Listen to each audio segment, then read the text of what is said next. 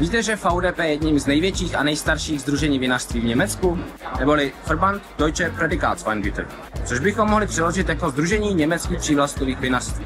VDP vzniklo totiž už v roce 1910, poté prochází velmi bouřlivým vývojem, během kterého se mění značná část jeho členů. VDP totiž postupem času zavádí stále nové a nové, velmi přísné předpisy, kladoucí důraz na kvalitu a původ vína. Dnes má VDP 202 členů a je celosvětově respektovanou organizací, která od roku 1974 pravidelně pořádá tzv. Weinbörse, neboli burzu vín. No a protože si neustále udržujeme přehled a rádi se setkáváme s vinaři, tak jsme dnes v Mainzu na Weinbörse 2025. Jestli chcete VDP vinaře ochutnat, navštivte bednavina.eu.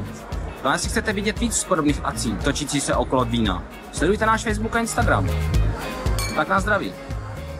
To je ale výhled, co?